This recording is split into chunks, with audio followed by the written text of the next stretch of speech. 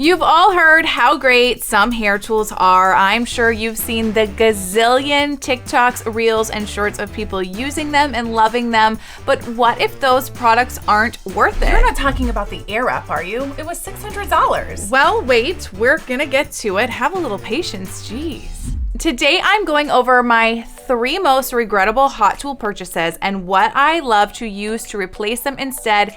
And I'm gonna be doing my first ever giveaway on what has become my favorite hot tool of all time. So be sure to keep watching to see how to enter and see why I love this product. Let's go. Hello all and welcome to my channel. If you're new here, my name is Summer. I'm a licensed hairstylist of 16 years and here my channel is all things hair. Being a professional hairstylist, I am always looking to try any new hot tool that comes out or has had rave reviews, and I'd be lying though if I said that several tools over my 16 years didn't leave me highly disappointed. Like I said before, I'm going over my 3 most disappointing purchases, and for starters, we're going with flat irons. I'm worried I might catch a little heat for this one, but I have always hated every single Babyless flat iron I have ever bought.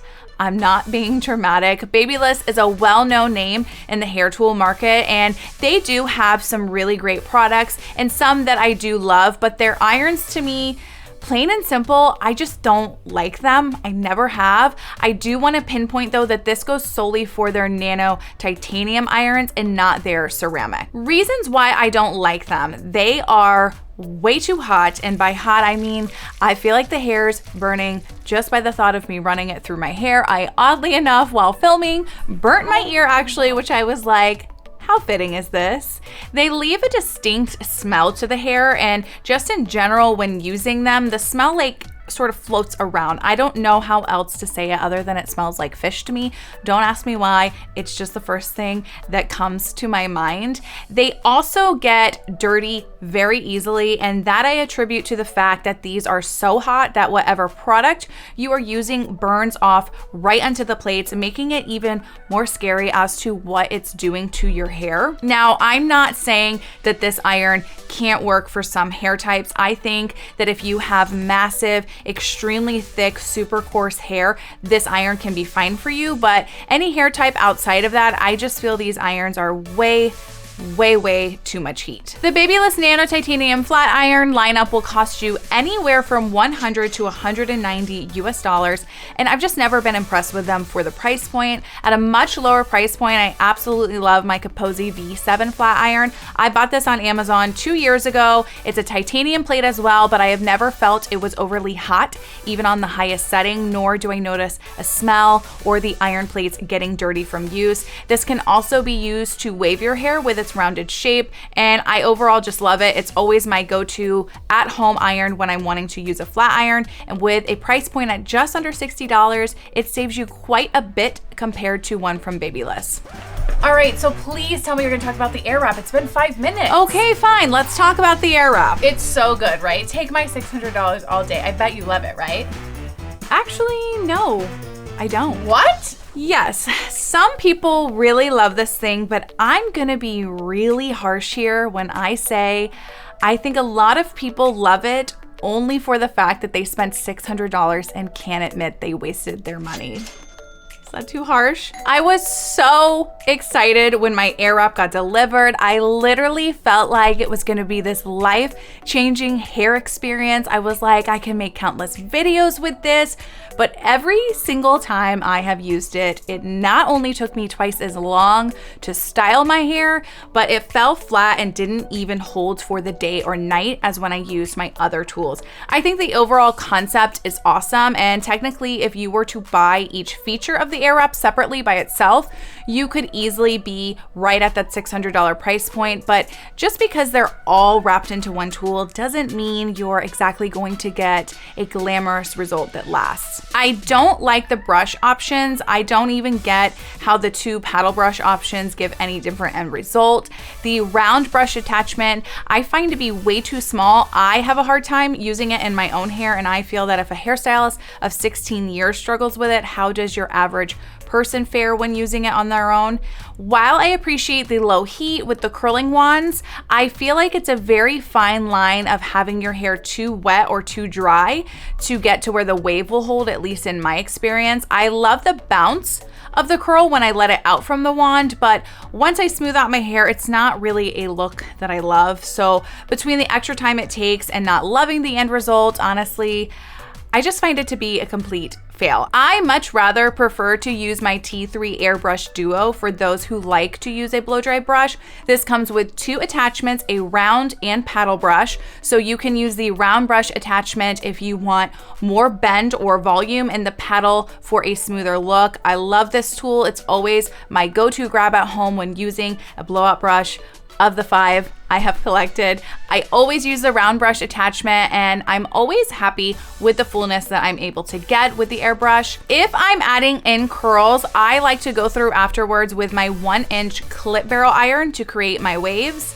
T3 offers a convertible collection, which is what I have for their irons. You can build your own or purchase a set. I have their Twirl Trio clip barrel option, and then I purchase a single 1-inch styling wand for when I want more fullness or texture. You could buy the Airbrush Duo, a curling base with 2 attachments, and come in at $100 less than if buying the Air Wrap, or even less if you don't need the option of 2 curling attachments and you just get 1.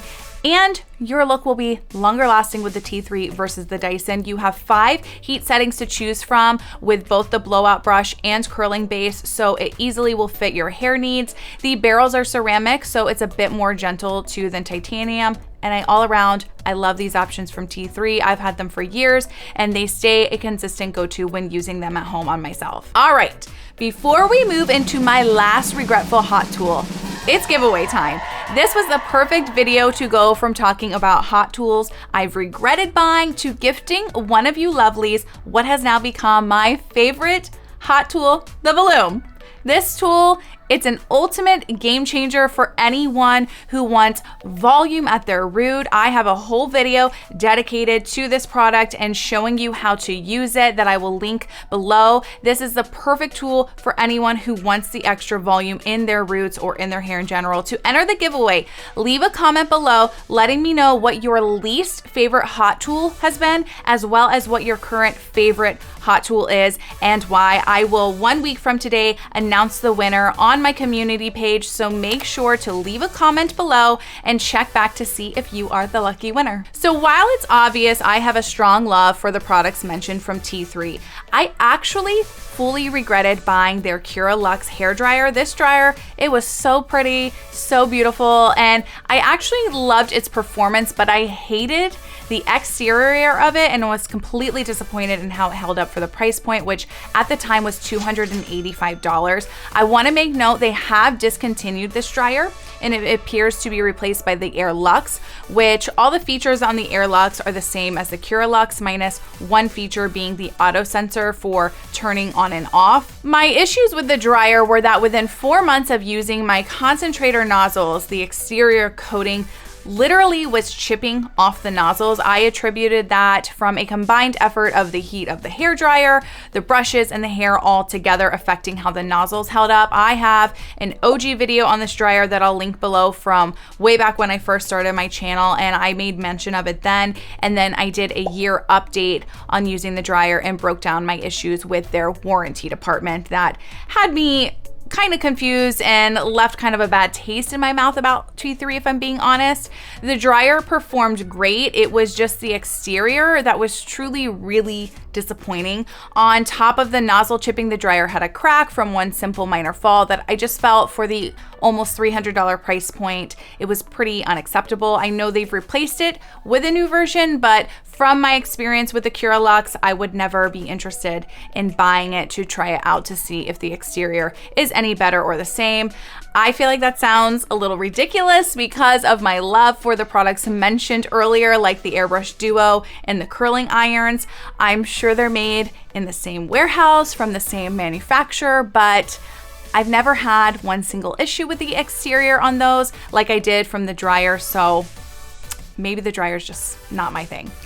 I like the Tymo Air Hype, and if you like a lower price point, I also like the Rusk Weightless. Both of these are very lightweight dryers with great airflow and speed. The Tymo Air Hype retails for just below $200 USD, and I have a discount code linked in the description below. And the Rusk Weightless is only $85, so a much lower price point. Both of these dryers will perform great, and if you are in need for one, they are worth checking out. I so hope you all enjoyed today's video. Don't forget, check back 1 week from today on my community tab to see if you are the lucky winner of today's giveaway. All products mentioned will be linked in the description below. Please like, share, and subscribe, and I will see you guys next time.